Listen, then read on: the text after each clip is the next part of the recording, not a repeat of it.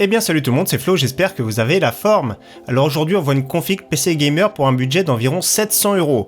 Donc comme d'habitude j'essaye de faire le mieux possible suivant les prix du marché, on est au mois d'août 2019. Tous les liens de cette config vous la retrouverez dans la description. Donc ici j'ai fait le mieux possible et en plus de ça j'ai choisi un thème noir et blanc, donc ça va être sympathique. Hier on a vu une config à 550€ et peut-être demain je vais essayer 850€. Donc déjà on est dans le meilleur rapport qualité-prix possible. Donc on attaque tout de suite ici avec le très bon Core i5 9400F, un très bon processeur qui est oublié, tout le monde parle du Ryzen, c'est vrai que l'Intel maintenant le rapport qualité-prix c'est un peu moins bien. Donc ici c'est vraiment un processeur qui est vraiment excellent en jeu, 6 cœurs, c'est vraiment celui qui cherche un PC uniquement pour jouer, c'est à très bon prix, vous avez vu ici chez Amazon, donc ça fait avec le petit frais de port, ça fait moins de 152€, c'est vendu par un revendeur, mais c'est un revendeur qui est fiable, Micro Technology Taiwan, il est vraiment très fiable, il n'y a vraiment pas de souci, donc 150€, très bon processeur pour le jeu, il est meilleur qu'un Ryzen 5 2600 ou alors il faut vraiment fortement l'overclocker. Donc voilà, très bien. Il y a un petit ventirateur dans la boîte, mais vous allez voir, on va mettre un alternatif qui sera beaucoup plus beau pour cette config. En carte mère, j'ai voulu faire plaisir ici avec un B360M, le chipset. C'est pas overclockable, donc on s'en fout, on choisit pas un Z390 qui est plus cher. Mais voilà, le look de cette mortar titanium de chez MSI, c'est vraiment très très beau. C'est une micro ATX, mais c'est pas trop grave. Donc après, c'est à vous de choisir, mais les B360 sont vraiment très bien. Maintenant, sont pratiquement toutes compatibles. Le BIOS est à jour pour les 9400F. Au niveau des prises ventilateur, il y a ce qu'il faut. Il y a également 4 slots pour la RAM. Donc voilà, une très très belle carte mère. Je suis fan personnellement. Après, je sais pas si vous aimez ou vous aimez pas, mais vous allez voir avec la configuration, ça va très bien se marier. Le prix un petit peu cher, mais voilà, la technique souvent chez Amazon.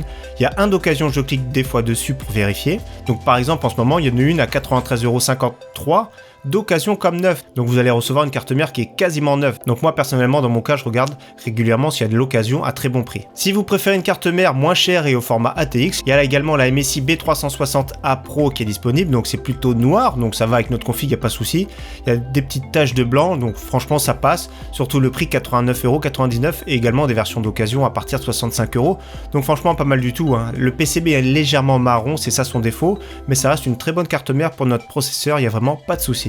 Au niveau RAM, j'ai choisi de mettre 8Go en DDR4 2666 parce que le prix est vraiment excellent, 40,79€ pour rester sous la barre des 700€. Si vous avez un tout petit peu plus de budget, je vous conseille fortement de prendre le même kit à 79€ avec 16Go. C'est quand même un petit plus pour les jeux, ça va bénéficier à l'avenir, mais ça ne vous empêche pas d'acheter 8Go pour le moment et de faire évoluer plus tard.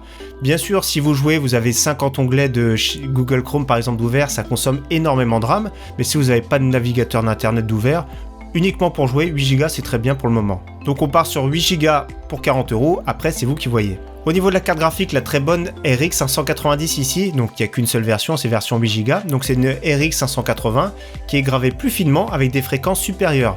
Elle consomme un petit peu moins, le prix est très bien, moins de 200€, c'est vraiment une carte graphique qui est performante pour jouer en 1080p Ultra. Sa concurrente chez Nvidia, c'est la GTX 1660 qui coûte environ 30€ plus cher. Après, ça vous de voir, la GTX consomme un petit peu moins, chauffe un petit peu moins également et fera logiquement un petit peu moins de bruit. Donc cette version est toute noire, sympathique, la backplate aussi est très jolie, moi j'aime bien, ça fait un petit peu effet carbone et vous allez voir avec le boîtier ça va très bien se marier.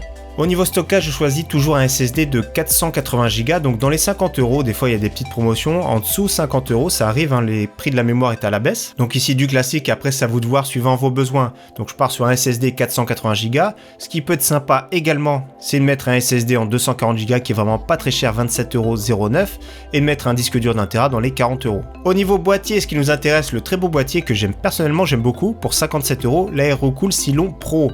Alors vous avez vu ce Nook noir et blanc. Donc ici nous avons une conception ultra moderne, donc avec du verre trempé, le cache alimentation qui prend place en bas, ici la petite bandelette qui est vraiment très très jolie qui traverse tout le boîtier, qui est commandable directement en haut du boîtier, donc franchement c'est très sympa, la capacité d'intégration est vraiment pas mal, il y a même un cache ici pour cacher les câbles ici sur le côté comme vous voyez devant, donc franchement très bien, on pourra ajouter des radiateurs de water cooling plus tard, il y a un ventilateur de 12 cm de fourni, donc je trouve pour le prix et le look c'est vraiment pas mal du tout, donc le seul problème entre guillemets c'est en stock le 18 août. Pour compléter, on prend une alimentation de 650 watts ici, l'Aerocool Luxe RGB, donc semi-modulaire, 80 plus bronze, qui fera le travail. On a besoin quand même de 650 watts parce que la RX 590 consomme. Donc franchement, une bonne alimentation pour son prix, je dis bien qu'elle est bonne pour son prix, avec une petite commande ici du RGB sur le côté, on le verra pas dans ce boîtier, mais c'est un petit plus. donc 54,90 €. Et pour finir, un petit ventirad qui est vraiment super joli qu'on avait testé dans une configuration. Donc ici les performances ce sera mieux que le ventirad de chez Intel qui est vraiment bruyant et vraiment pas du tout agréable à l'oreille. Donc ici 29,99 €, il y a le look, il y a des petites lumières blanches et un petit plus. Donc voilà, le petit Deep Cool à moins 30 €, c'est sympa, ça finit le look noir et blanc de cette configuration qui coûte à peine moins de 700 €, donc ici de très bonnes performances pour jouer en 1080p Ultra, mais je vous conseille fortement de regarder des benchmarks sur les RX 590, sur YouTube on en trouve énormément, donc n'hésitez pas à checker, donc très bon PC. Donc petit rappel, j'ai fait deux tutos, un pour comment monter son PC gamer et un deuxième tuto pour installer Windows. Donc ici pour Windows, j'ai la clé d'activation si vous voulez, la petite licence pour 10 €, il y a le petit code que je mettrai à côté pour ceux qui veulent. Donc voilà, deux tutos, c'est à cliquer en fin de vidéo ou dans la description, donc n'hésitez pas à checker. Également si vous voulez des configurations à d'autres budgets, n'hésitez pas à checker mon site, c'est la première ligne de la description, donc voilà, il y a tout type de budget, donc n'hésitez pas pour ceux qui veulent, c'est pour vous donner une idée. En tout cas, encore une fois, j'espère que cette vidéo vous aura plu, je vous dis à très bientôt, merci à tous, ciao bye.